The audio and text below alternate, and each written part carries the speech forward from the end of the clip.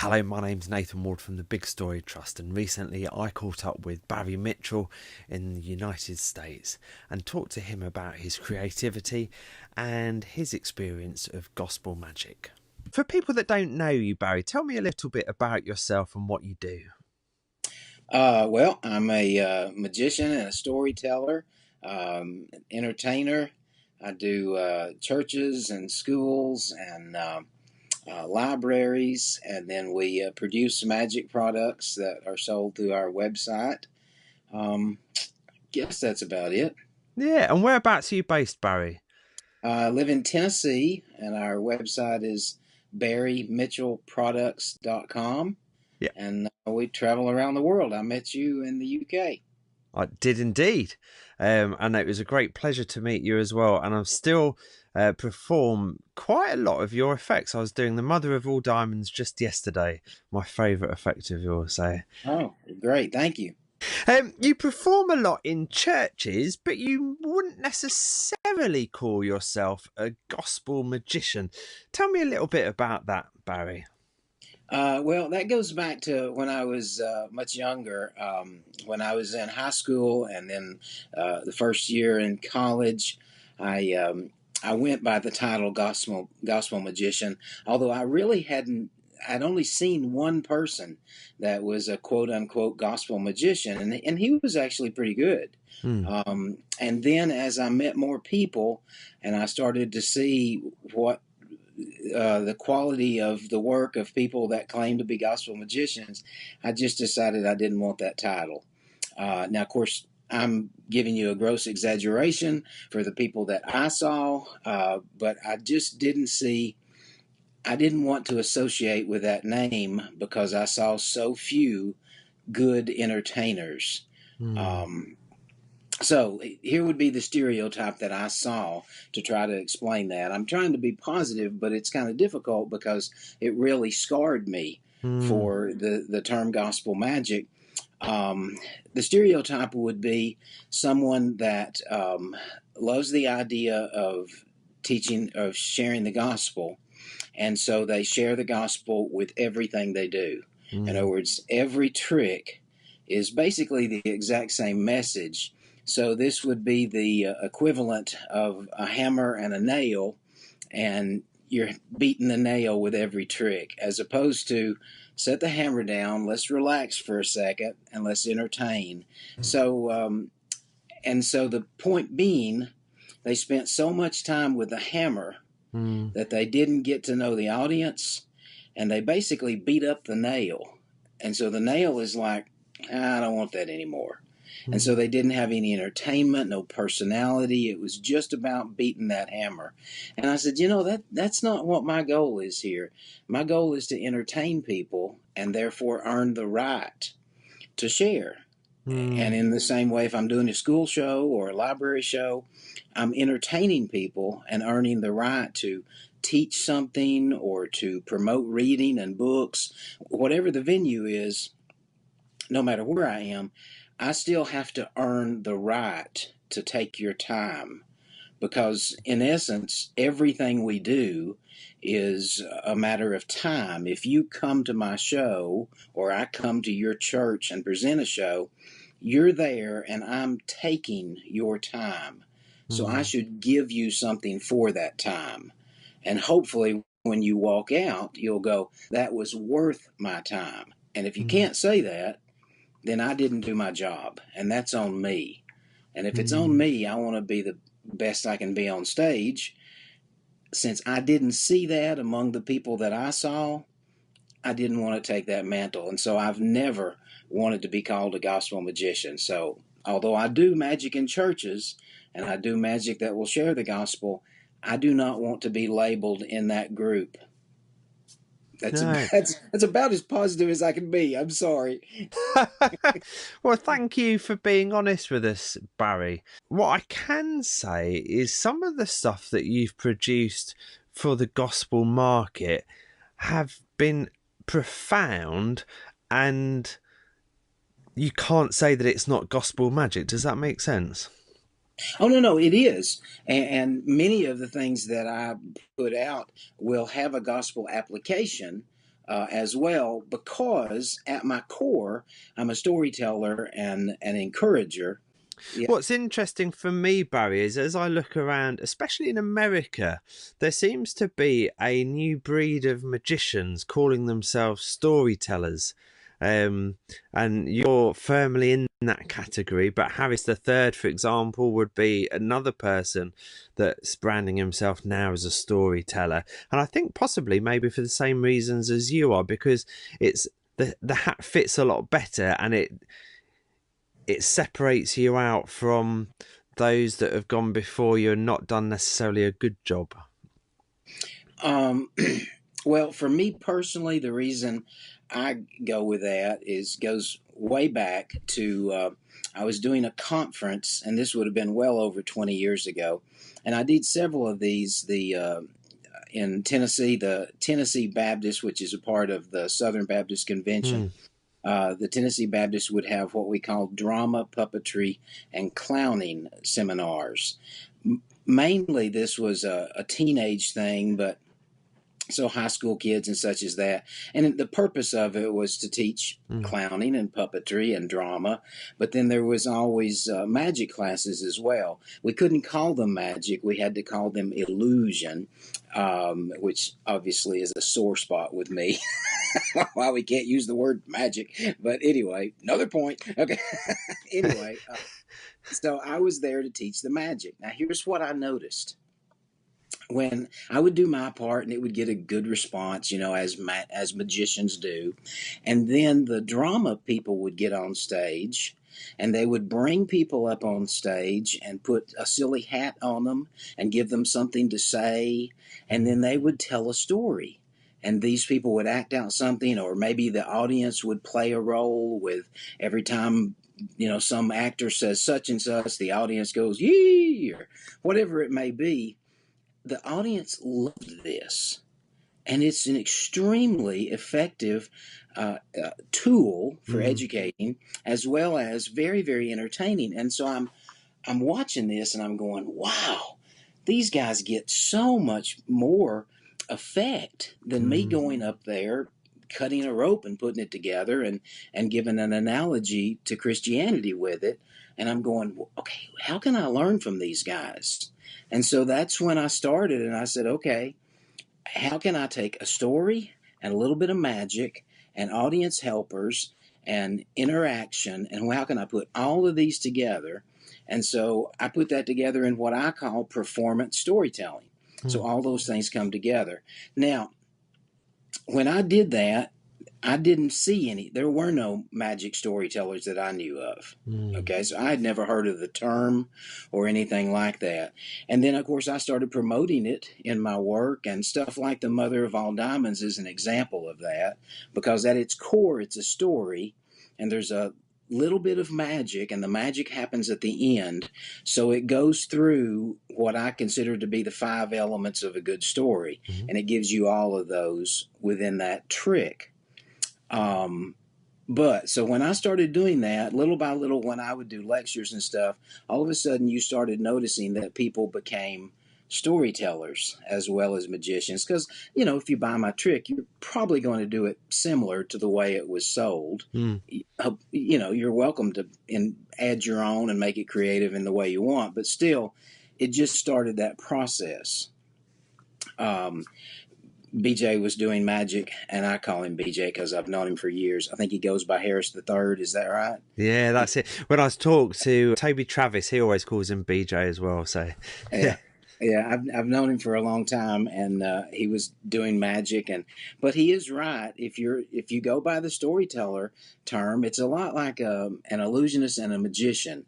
They say an illusionist gets 20% more. Well, a storyteller is also, you're dropping the baggage of whatever negative stereotype people might have about magicians. And so a lot of times these things, and we're going way off your subject, I'm sorry. No. Perception is reality.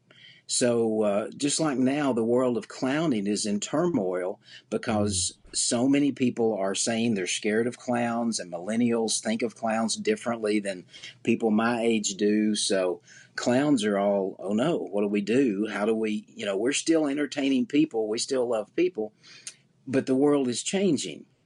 Mm. And so how people perceive you is in many cases more important than the reality.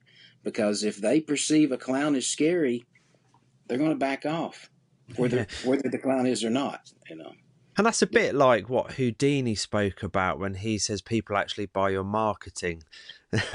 If that makes sense, No, it's it makes perfect sense. Yes, people always buy perception more than reality. And mm, especially with social media, if you look at someone's Facebook page, there's some people that do this, which amazes me, but some people will say, "Oh, I had a horrible day," but most people will show a picture of themselves having a great time on vacation. Now, we all posed for that picture.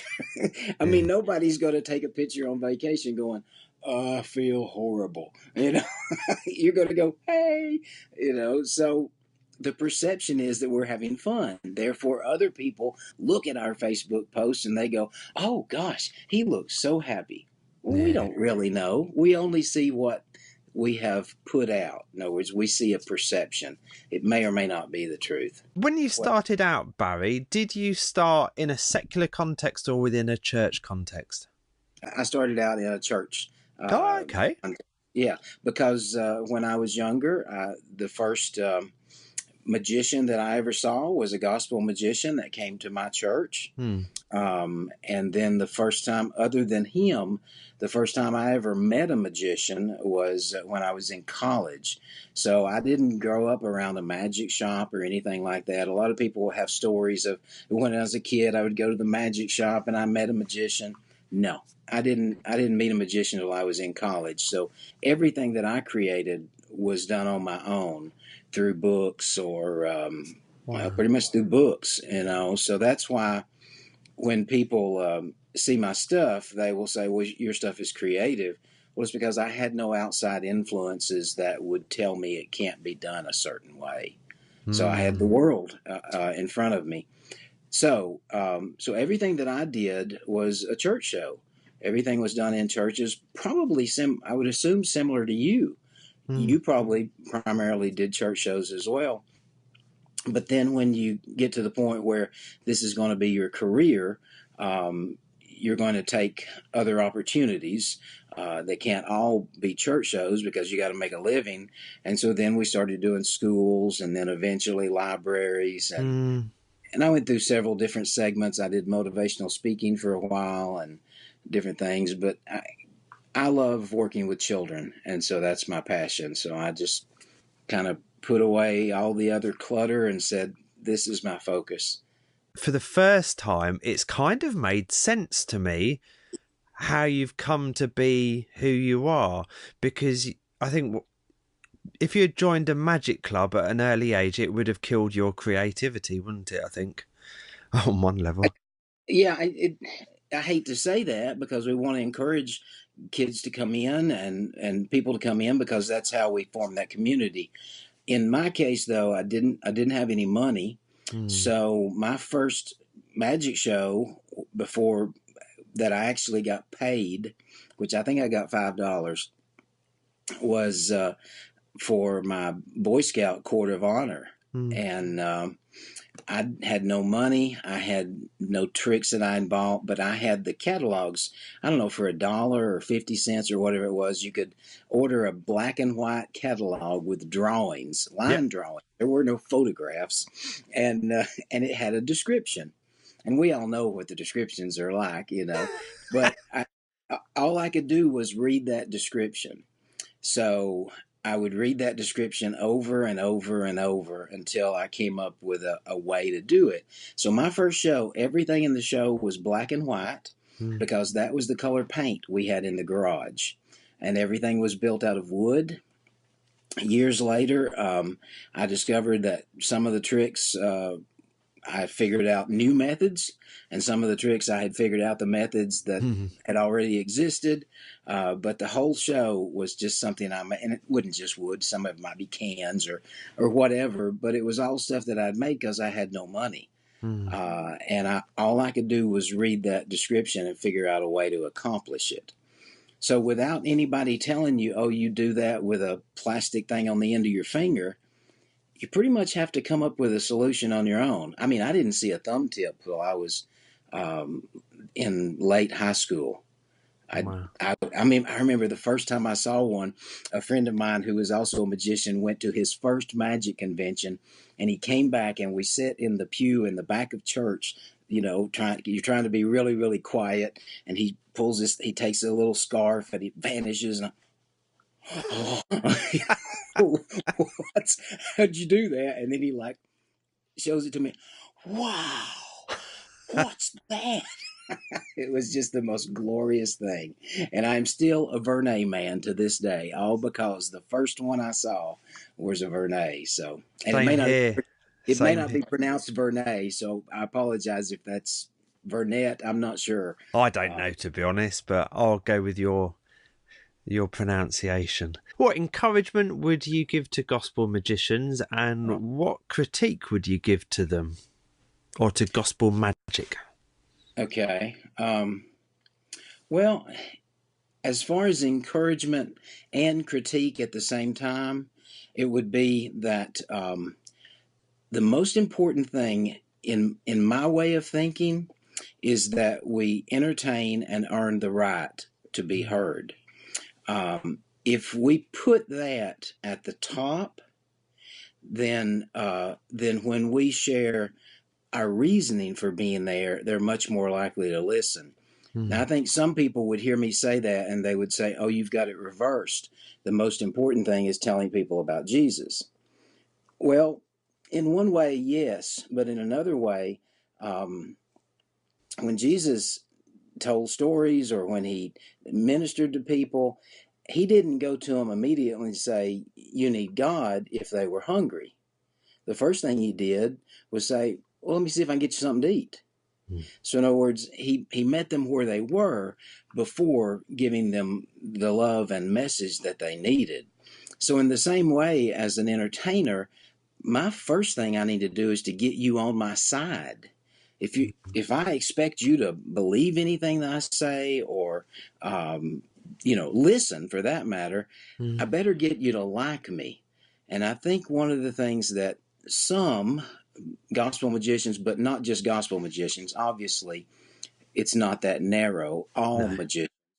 Um, I think the thing that we get trapped in is that this hobby, skill, collection becomes so important to me that all I'm really doing is showing off to you. When the reality is that it shouldn't be about me, it should be about what can I give you to be entertained. But the only reason that we're able to truly do that is if we're confident in who we are to start with. If if the reality is that we're just doing these tricks because it feeds our own ego, which we all do in the beginning, if you're a 9-year-old like I was, I'm doing that trick to fool you so that I'll feel better about myself. That's pretty much why we do it.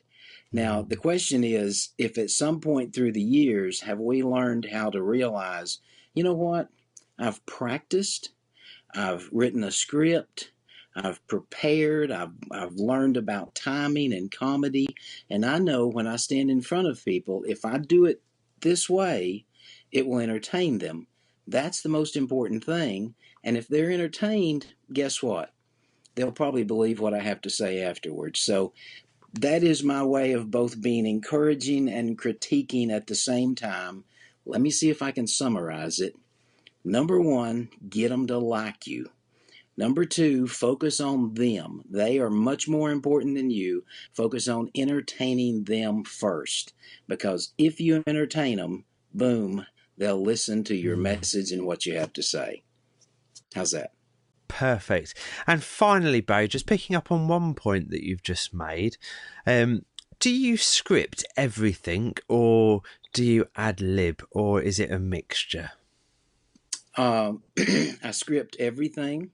I highly encourage people to do that. In almost every lecture I do, I mention it, and I always say it this way: the difference between an amateur and a professional is a script. Wow. When someone says they ad lib, what they are doing is they are admitting they're an amateur, and they will always be an amateur because they don't prepare.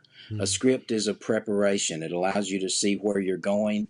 And even if you don't script every word like I do, even if you outline it, if you just outline, here's where we're going to start, here's what we want to get in, let's get a joke in right here, and here's where the meat of it is. If you outline it, that's still more than a lot of people do. Now, I say that, but then also, yes, I do ad lib. But the ad lib is only there because I have the script. In other words, I've got this path that I'm on, and then I see a rabbit, and because I know where my path is, and I'm secure that I'm walking, and next step, next step, next step, I see that rabbit, and I can make a comment. I can say hi to the rabbit because I've got a path and I've got a script. But if you don't have a script, there's a rabbit over there and a squirrel over there, and by the end, all you did was point to animals. You didn't entertain people. Uh, So yes, script, and most of my ad libs, by the way, are scripted. no. Barry, it's been an absolute pleasure and a privilege to catch up with you today. And thank you for taking the time out, and let's keep in touch.